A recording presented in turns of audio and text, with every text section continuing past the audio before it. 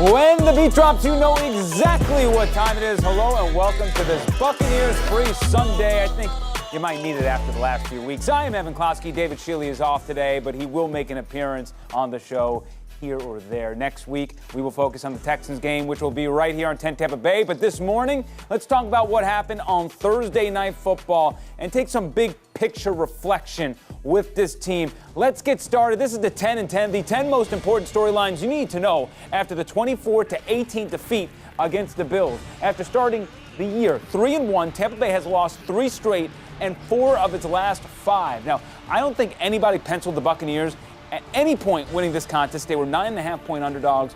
But once again, the offense fails to go north of 20 points for the 5th time this year. Mike Evans was also held to 1 catch before the final drive in the 4th quarter. Tampa Bay trailed by 14 in the 4th. Actually had a chance to win it on the final play, but Chris Godwin could not locate the football in time to make an attempt on this Hail Mary. While many want a flag on the Buffalo defenders for holding half the receivers, and yes, they are clear penalties, that stuff is never going to get called on a Hail Mary, so it's not worth complaining about, but oh so close. Todd Bowles' group is now rooting for the Titans against Atlanta and Indianapolis against the Saints to make sure that they don't fall too far out of the race here in the NFC South. Even if things don't break their way, the team has half a season left to play, and they are not giving up. Yeah, I mean, losing 3 in a row sucks. There's no way around that. It's just it's a feeling. So, but we showed fight tonight. That's the one thing that we can hang our hats on. Yeah, you just go back to the facility and work. All you gotta do is put that work in and make sure we're on the same page and just keep getting better. My faith in these guys have never wavered. I'll take them anywhere. I'll take them down the alley. I'll fight with them any kind of way. I believe in them wholeheartedly. We believe in ourselves as a team, and we know we'll push forward and get better. At number 9, the defense just has not been good for most of the season. They got roasted for 427 yards on Thursday, allowed Buffalo to convert 7 of 13 third downs. They are the worst team in the league on third downs with a conversion percentage north of 50%. I give them credit in 2 areas: forcing turnovers, they have 14 in 7 games, and red zone defense, where they rank 2nd in the league. Other than that, they do not excel in many other categories. These are the yards given up in 5 of 7 games this year, ignoring Chicago and New Orleans because they were dominant there. You can be opportunistic, you can bend and not break, but when you don't get enough 3 and outs and force your struggling offense to go the length of the field so often, that is a problem.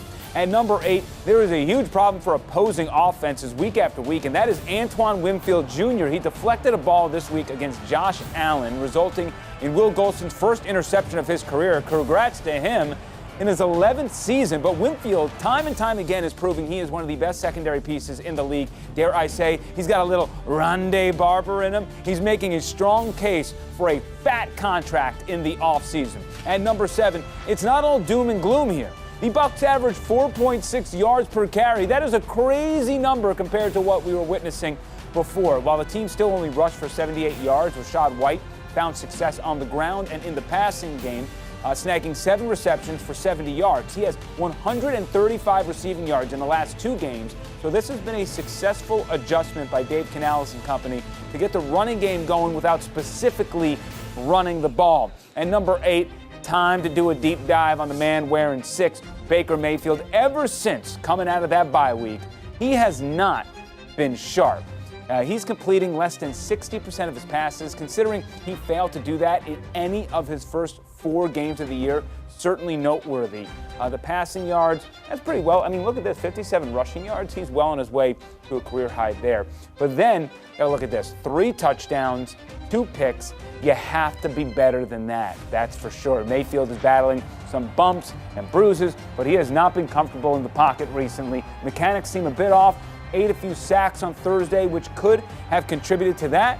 The Bucs only had 185 yards of offense before the final 2 drives of the game, and while the 17-play, 92-yard touchdown drive with a 2-point conversion looks great in the 4th quarter, it took 2 horrendous flags on 4th down for the Bills to keep Tampa Bay on the field. I feel like it's time to bring in our QB1, James Yarko, with our weekly Locked On Bucs burning question of the week.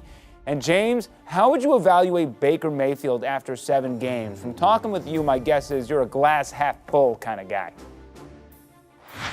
Honestly, I think Baker Mayfield has performed a lot better than a lot of people were expecting coming into this season. And he hasn't been, the main culprit for the offensive woes. You take a look at one of, if not the worst running game in the NFL. They had a solid outing against the Buffalo Bills in terms of yards per carry, but this is arguably the worst rushing offense in the NFL, and Baker Mayfield can only do so much. You're looking at a guy that's top 10 in the NFL in touchdowns. He has thrown only 4 interceptions on the season. You're looking at a 2.5 to 1 touchdown to interception ratio. And I think if you told a lot of Bucs fans before the season, look, for every interception that Baker Mayfield is going to throw, he's going to throw 2.5 touchdowns, they would have taken that in a heartbeat.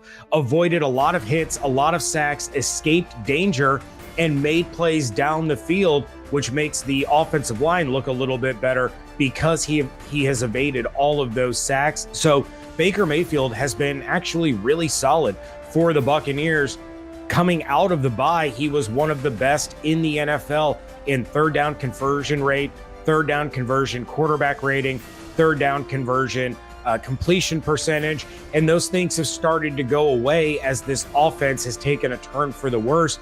But they're on the mini bye now. They can start to figure a few things out, try to get back to what made them so successful in that 3-1 start, rather than what has been going on during this 0-3 tailspin.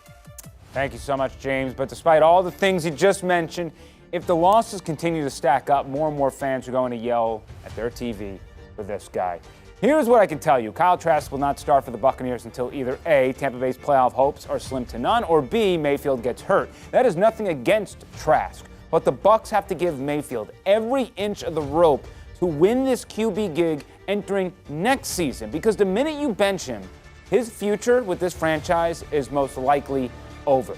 At number 5, can't blame Baker Mayfield for this. The Buccaneers committed 11 penalties against the Bills, cost them 74 yards. They also rank in the bottom 10 in the league in nullified yards from flags. Tampa Bay now has 20 combined penalties in its last 2 games, and most of them are from the offensive side of the ball. That unit is struggling in part because they keep putting themselves in compromised positions. At 4, there were some questionable decisions from Todd Bowles and his in-game management. It has been a point of contention with him dating back to his time with the Jets. Instead of going for points before halftime on a 4th and short, he decides to punt down 7 entering the break. Bowles said Buffalo's timeouts worried him to answer back for a quick 3. On top of that, the offense showed no urgency in their 4th quarter touchdown drive. When trailing by 14 with 10-plus minutes on the clock, the Bucs take more than 7 minutes to move down the field. They gave themselves no wiggle room at the end of this contest. At number 3, the Buccaneers are heading into the third quarter of the season. Went 3-1 in the first, 0-3 in the second. It is go time for these guys, and they will only be inside Raymond James Stadium once, and that is against the Titans. 3 of 4 of these matchups are against the AFC South, with that gnarly contest in San Francisco coming in a few weeks. At minimum, the Bucs have to go 2-2, but probably need 3 here. Every game but the Niners matchup will air right here on 10 Tampa Bay. And number 2, the Bucs are still in decent shape with injury news.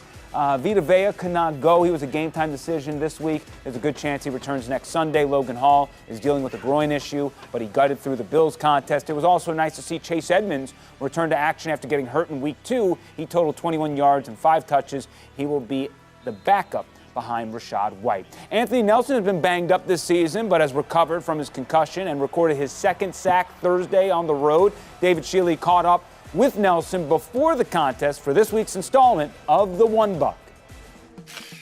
Evan, I am at One Buck Place standing next to Anthony Nelson, a man who definitely knows how to get to the quarterback. And Anthony, I know this has been a year where you guys haven't started the way you wanted to. What's the mentality of the locker room as you guys move forward? I think that's one of the positive things that we got going is it's really a lot of hungry people, a lot of focus on our improvement. You know, we've made some good plays, we've had some good games, we've seen flashes of what we could be, but like we've been saying, we got a lot of meat left on the bone where we feel like we can get a lot better.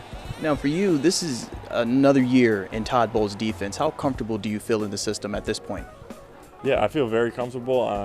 Coach Bowles is great at drawing up new stuff, putting new wrinkles in, but as far as just the mentality of playing in a Bulls defense, it's a lot of different looks and all that kind of thing. But at the end of the day, it's playing physical and running to the ball, and I think that's something that we're kind of coming into our own, and it's just more comfortable the more you're in it.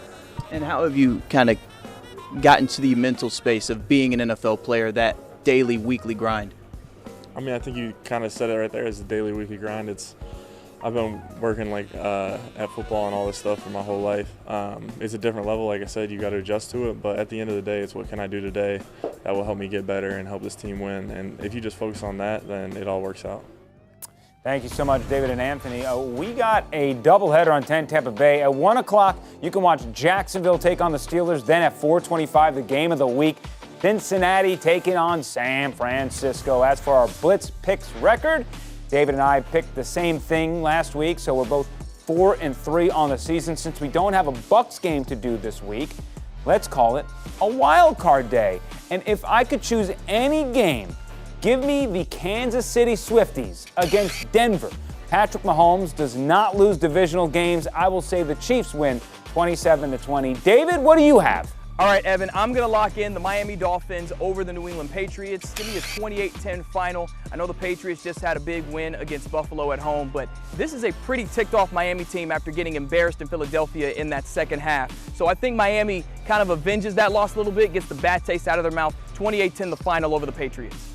Thank you so much, David. We cannot wait to see you again next Sunday. We'll get you prepared for the Texans game right here on 10 Tampa Bay. I am Evan Closky. David Shealy is down there somewhere. This is The Blitz. We will be back same time, same place next weekend. More Brightside coming up right after the break.